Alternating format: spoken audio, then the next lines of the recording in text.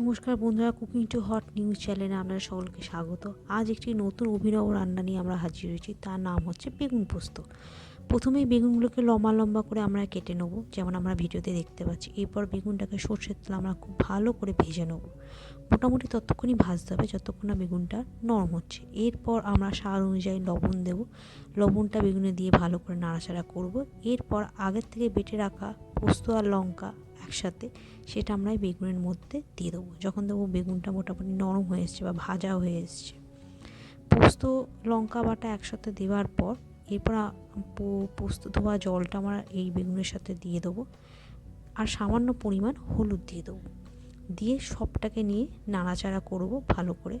লো আর high medium ফ্লেমে রাখতে হবে বেগুন পোস্তটা।